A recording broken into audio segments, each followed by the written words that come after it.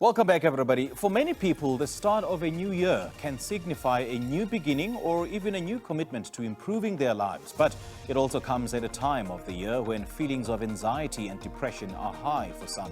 Health expert Guilia Criscuolo gives us some advice on how to make a mental health a priority as 2023 begins. She joins us now via Zoom. A very good morning to you, Guilia. Thank you so much for joining us, and good to have you back on the show. Good morning, Simpiwe. Hello.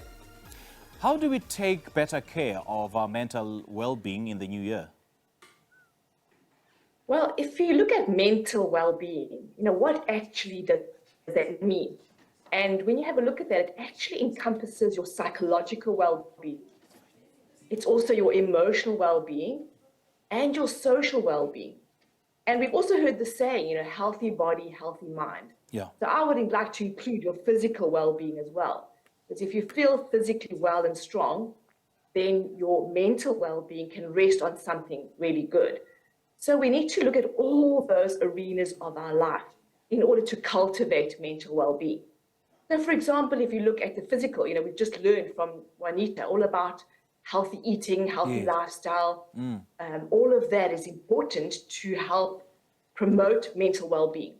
But if you look at the emotional aspect of well-being, then it's about our feelings, and especially the uncomfortable feelings. It's easy to feel happy and joy and peaceful, but when anger shows up, shame, frustration, depression, anxiety, what do we do with those emotions? And many of us either push them away, or we run away, or we suppress them. And that doesn't really help on the long term. Yeah.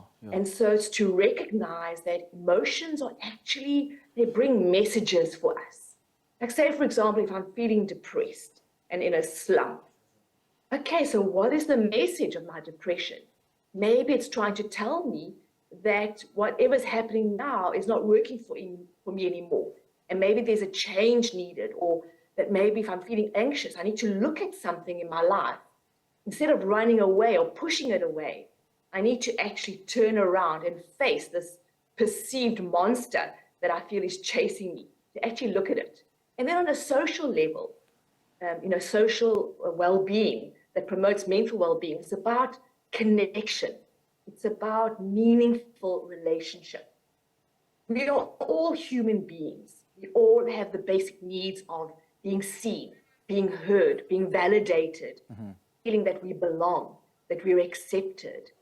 And so how do we cultivate that in our lives? If we're feeling disconnected, if we're feeling alone, if we're feeling misunderstood. And speaking of that, Guilia, and speaking of that, does putting pressure on ourselves to work harder and achieve more contribute to depression and stress, especially when we don't achieve those goals? I mean, this time of the year in particular is when people are stressed out the most. People are scratching their heads on when they're going to, get money for school fees, stationery for their kids and uniforms, and they're just at a wit's end. How do they not slide into depression as a result of such?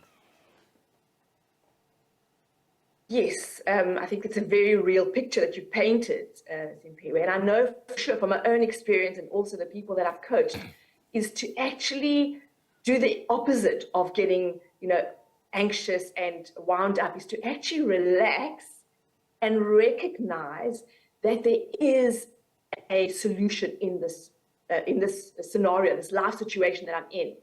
But I'm more able to find that solution, to find a creative possibility when I'm actually resting in a sense that actually in this moment, it's okay. I'm okay and it's okay.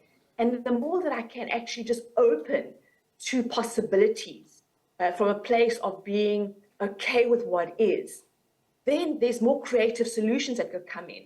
I'm able to, use my imagination, reach out to people. But if I'm wound up, in a tight little ball, there's no possibility to even think because I'm in flight or fight mode. Absolutely. I'm stressed, I'm anxious, adrenaline is floating in my body. Right. I don't have access to my creative frontal cortex that can actually provide possibility. You know, Julia, it's often said that the most important thing is knowing what's bothering you, is knowing what's wrong with you, because it's much more easier sorting out or, taking care of that particular problem. But in some instances, you have a situation where family members don't actually know that I'm suffering from depression. How then do you get support at home if you're suffering from depression?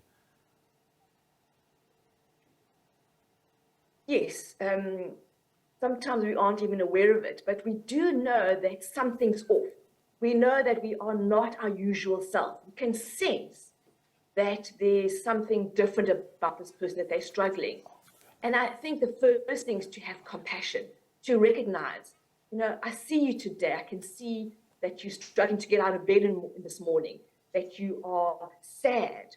So acknowledging where this person is without trying to fix them or make it go away or tell them what to do. Is to acknowledge and to offer support. And sometimes that support is your presence with love and compassion to help that person find what is the next step for them that they need. All right, Julia, great chatting to you. Thank you so much for your time. And I suppose this piece of advice will come in handy, especially for the parents whose children are expecting matric results, which will be out next week. And the parents themselves need that level of support. Thanks. Great chatting to you, Julia. Well, we've collectively gone through, massive trauma and loss in the form of COVID-19 and quite a number of other related and unrelated global events. We just spoke to health expert Guilia Criscuolo on how we can take care of our mental health this year.